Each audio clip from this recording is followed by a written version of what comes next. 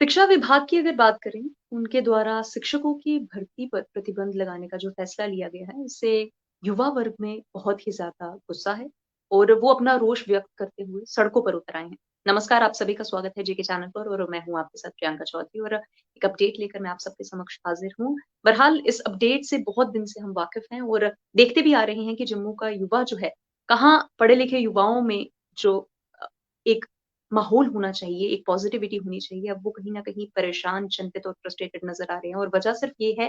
कि शिक्षा विभाग में भर्तियाँ बंद करने का सरकार का ये जो फ़ैसला है, उसी की वजह से वो बच्चे जो हैं वो सड़कों पर उतर आए हैं। आपकी जानकारी के लिए बता दूँ कि शिक्षकों की भर्ती को बंद किए जाने के विरोध में अखिल भारतीय विद्यार्थी परिषद के जो सदस्य हैं, जितने भी एबीवीपी के सदस्य हैं, उन्होंने ज़ोरदार तरीके से प्रदर्शन भी किया है और मिली जानकारी के अनुसार प्रेस क्लब के बाहर ये विद्यार्थी प्रदर्शन भी कर रहे थे और उनकी माँग सिर्फ़ इतनी सी है, उन सदस्यों का सिर्फ़ इतना-सा कहना था कि सरकार का ये जो आदेश है, ये पढ़े-लिखे युवाओं को बेरोज़गारी की तरफ धकेल रहा है। बिल्कुल, देखिए साक्षर होना एक बहुत ही ज़्यादा चुनौतीपूर्वक कार्य है आज के युग में, क्योंकि हर किसी के पास अपॉर्च्युनिटी नहीं हो पाती है कि वो एक अच्छे लेवल की एजुकेशन जो है वो ले सके। उसके बावजूद भी कुछ लोग संघर्ष करके जब पढ़ लिख जाते हैं और एक उम्मीद उन्हें रहती है कि पढ़ने-लिखने के बाद उन्हें नौकरी जो है वो ज़रूर मिलेगी। लेकिन जब नौकरी भी नहीं है, उस पर प्रतिबंध है, तो युवा वर्ग जो पढ़ा-लिखा है वो आखिरकार जाए कहाँ? और ऐसा ही इन सदस्यों का कहना है, इन बच्चों का कहना है कि जितने भी पढ़े-लिखे युवा हैं, उनको सरकार की इस पॉलिसी के तहत बेरोज़गारी की तरफ धकेलने का माहौल जो है, वो बन रहा है। इसके साथ ही अगर इस आदेश को वापस नहीं लिया गया,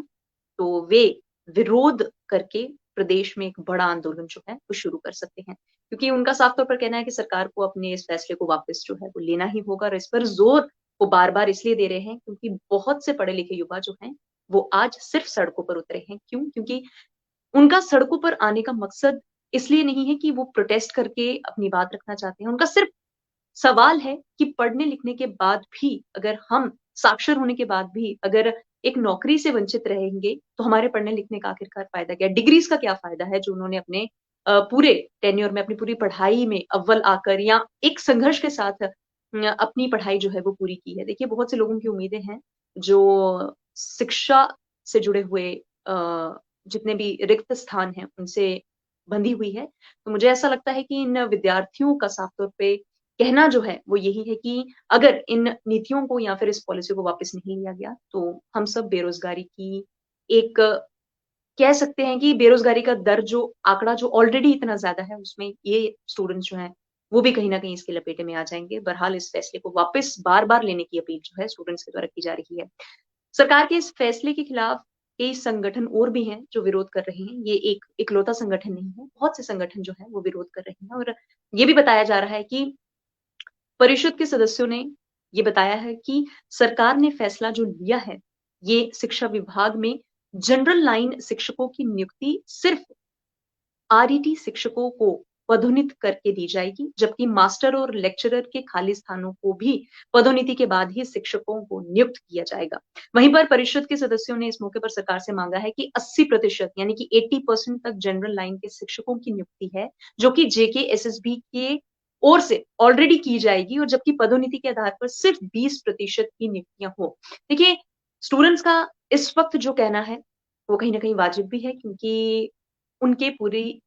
करियर का सवाल है, उनकी पूरी ज़िंदगी का सवाल है और सवाल अभी भी उनके द्वारा यही है कि पढ़ने-लिखने के बाद भी, डिग्रीज़ हासिल करने के बाद भी, हमारे पास आखिर अंत में आया तो आया क्या? मैं आप सबसे भी ये ज़रूर कहूँगी कि इस पूरे मसले पर, इस पूरे सरकार के फैसले पर आप लोगों को क्या लगता है? और आप कमेंट सेक्शन में हमें लिखकर बता सकते हैं।